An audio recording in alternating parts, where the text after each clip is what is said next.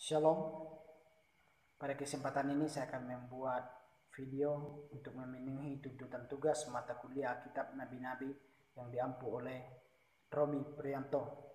Dan saya akan membahas judul artikel yang saya telah buat dengan judul Nubuatan Menentang Para Pemimpin Israel, Eksposisi Sederhana, Yeskel 34 ayat 1 sampai 31, sebuah refleksi meningkatkan pemahaman terhadap tanggung jawab pemuridan bagi umat Allah. Di era modernisasi, tanggung jawab menjadi seorang gembala atau pengajar, khususnya dalam bidang agama Kristen, memang adalah sebuah tanggung jawab yang sangat besar. Kesibukan personality dari setiap hamba Tuhan dalam kehidupan pribadi maupun keluarga agaknya akan menyita banyak waktu terhadap pelayanan, sehingga tidak jarang banyak ditemukan pelayanan yang tidak maksimal karena adanya kesibukan yang bersifat pribadi dari hamba Tuhan dan pelayan gereja lainnya yang bertanggung jawab dalam suatu lembaga pemuridan. Yeskel bernubuat menentang para pemimpin Israel, yaitu para raja, imam, dan nabi, karena kekerasan, keserakahan, korupsi, dan mementingkan diri sendiri. Para imam telah lalai menuntun umat Allah sebagaimana dikehendaki Allah untuk memimpin umatnya kepada apa yang dikehendaki oleh Allah. Namun yang dilakukan oleh para pemimpin saat itu adalah memeras umat Allah dan memperdayakan umat Allah demi kepentingan pribadi dari para pemimpin tersebut dan tidak menolong umat Allah secara rohani.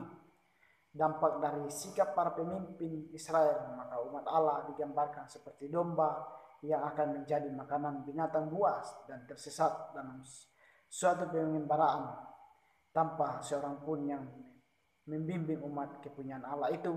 Akibatnya, karena pemimpin hanya mementingkan dirinya sendiri sehingga lalai terhadap tugas yang telah dipercayakannya.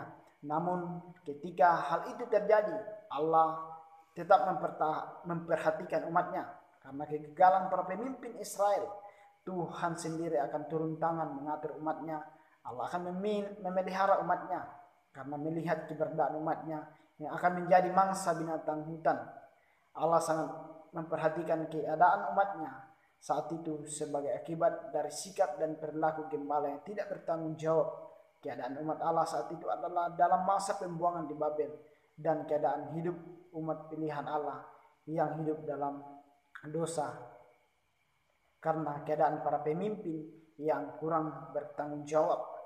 Pada zaman Yeskel, negara Yehuda kehilangan kedaulatan dan senantiasa di bawah penindasan negara-negara yang kuat. Oleh karena akibat daripada para pemimpin yang telah menyimpang dan keadaan keagamaannya mundur, bahkan tidak ada pengharapan dari umat Allah juga tidak ada. Di tengah-tengah keadaan seperti ini, Allah tidak membuang atau melupakan umatnya.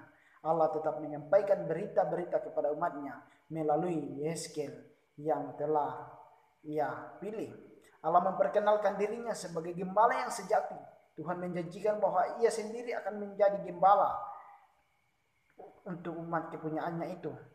Nah, disinilah menceritakan bahwa bagaimana Allah menjadi gembala yang baik kepada umatnya. Pada kisah dalam nubuatan ini, Allah menginginkan suatu keadaan umat yang berbalik dan memuliakan nama Tuhan. Allah tidak menginginkan suatu kebinasaan terjadi kepada umat pilihannya. Sebaliknya justru kepemimpinan para gembala Israel tidak berjalan dengan baik. Nah, oleh sebab itu Tuhan turun tangan untuk memulihkan keadaan yang telah rusak itu. Keadaan pada zaman Yeskel dan nubuatan yang disampaikannya memang jauh dengan zaman pada saat ini, dan nubuatan itu sendiri jelas ditujukan bagi para gembala Israel atau pemimpin Israel.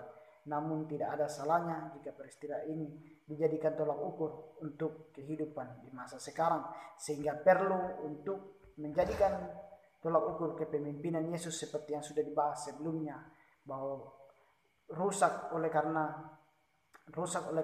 tidak bertanggung jawab. Namun kita harus bertanggung jawab sebagai pemimpin di masa sekarang ini. Yang menjadi kesimpulannya adalah penggembalaan pemuridan merupakan sebuah tanggung jawab bagi para pemimpin gereja untuk meningkatkan kualitas iman dan umat Allah untuk dibawa kepada Allah. Demikian, terima kasih. Tuhan Yesus memberkati.